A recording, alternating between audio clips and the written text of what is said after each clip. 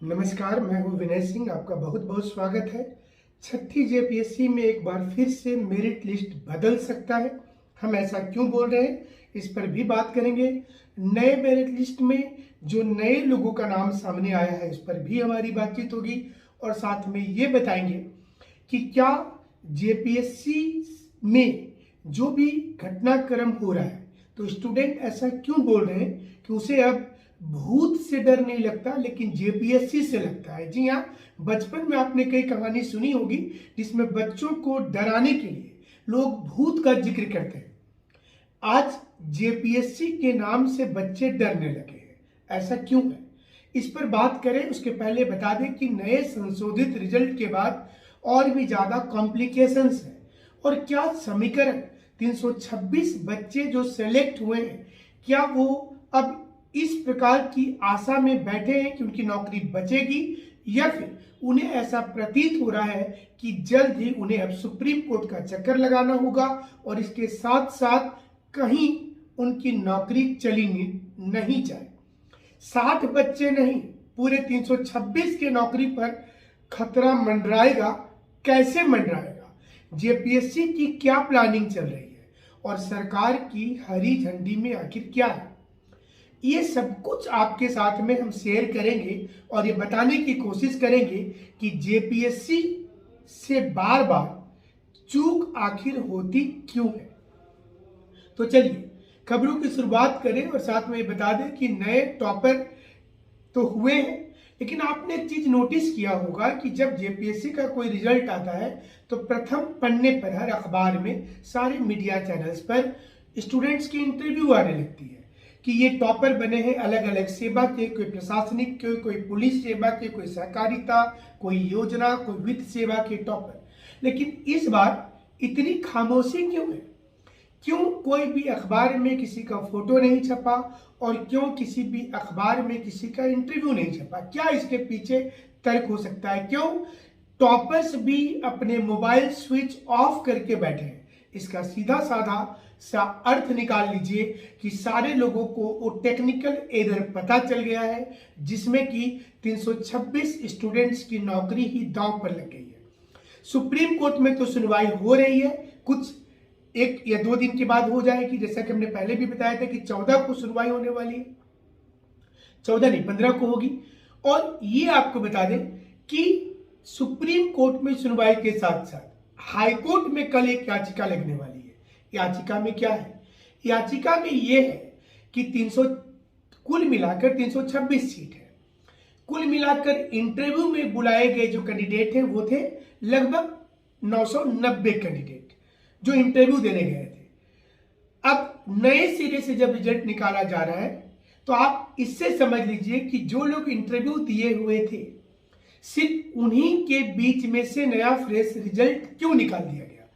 क्योंकि यहां पर नियम ये बोलता है कि जब कोई कैंडिडेट इंटरव्यू देने के लिए गए थे, 300 जो तिगुना होता था, तो ये जो 40% इंडिविजुअल प्लस हिंदी अंग्रेजी वाला मैटर, दोनों को अगर अलग अलग कैटेगरी में देखें, माइनस प्लस करने के बाद 990 में से कितने लोग बाहर हो रहे हैं? यहां पर सोचने वाली बात यह है कि 326 में से कितने लोग बाहर हो रहे हैं, ये इंपॉर्टेंट नहीं है।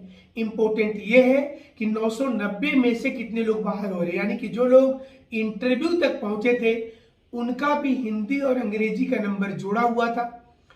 उसमें भी 40% इंडिविजुअल कट ऑफ को नहीं देखा गया था। यानी कि जब दोनों मुद्दा को जोड़ा जाएगा तो 990 में से जितने लोग बाहर हो रहे हैं वो वास्तविक कैंडिडेट होंगे इंटरव्यू के लिए। अब सोचिए कि 990 में से, एक उदाहरण के लिए बता रहे कि 990 में से अगर 300 बच्चे आउट हो रहे हैं कि जो उस क्राइटेरिया को फुलफिल नहीं करते हैं, तो ये संख्या हो जाता है 690 का।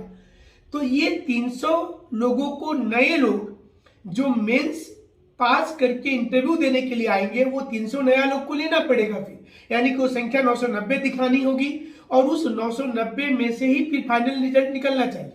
यहां पर टेक्निकल एरर क्या है?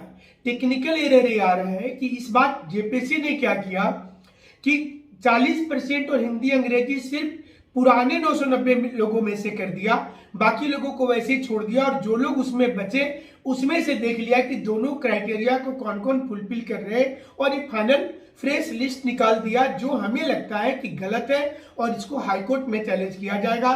तो फिर से जेपीएससी यहां कुछ भी नहीं बोल पाएगी। पहला, ये चक्रव्यूह एक प्रकार का हो गया है। सबसे ज्यादा नुकसान किसे होगा इसमें? सबसे ज्यादा नुकसान उसे होगा जो लोग दोनों लिस्ट में है, यानी कि जिनका नाम पहले लिस्ट में भी था और जिसका नाम फ्रेश लिस्ट में भी है।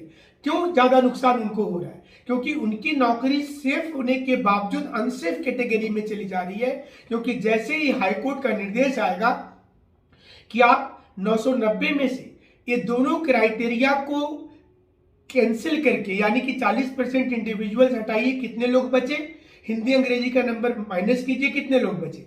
अब जो आपने कट ऑफ तय किया है और जितने लोग यहां से छट रहे हैं, उतने लोगों को आप बाहर से फिर लाइए इंटरव्यू में, क्योंकि उनके साथ फिर अन्याय हो जाएगा जिनको इंटरव्यू देने का मौका ही नहीं मिला है। और ऐसे में नया इंटरव्यू होगा उन बच्चों का जो बच्चे अभी तक इंटरव्यू ही नहीं दे पाए हैं, क्योंकि उनको तो आपने नंबर दिया ही नहीं है। और फिर से एक नया फ्रेश लिस्ट जारी करना होगा, तो फिर से सारे टॉपर बदल सकते हैं। इसके तीसरा पहलू को भी देख लीजिए।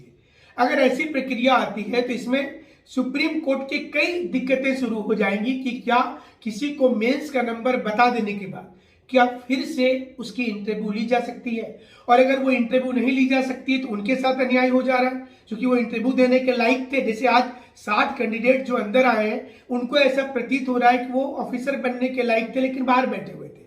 उसी प्रकार से 990 में से बहुत से ऐसे लोग थे जो इस क्राइटेरिया को फुलफिल नहीं करते थे लेकिन इंटरव्यू दे दिए हैं, उनको बाहर करके नए लोगों को इंटरव्यू में लाना पड़ेगा। और अगर ऐसा होता है तो फिर एक नया कॉम्प्लिकेशंस होगा। एक और बात है, जब सुनवाई होगी मंगलवार को सुप्रीम कोर्ट में, जिसमें फैजान सरवर एवं अन्य ने याचिका लगाई है, तो नेचुरल जस्टिस उसके पक्ष में चला जाएगा। ऐसे में सुप्रीम कोर्ट बोल सकती है कि यथास्थिति को बरकरार रखिए, तो फिर से पुरानी वाली जो रिजल्ट थी उसको फिर से लागू किया जाएगा, फिर नए टॉपर फिर से हट करके पुराने टॉपर आ जाएंगे। इतना ये मतलब चक्रव्यूह इतना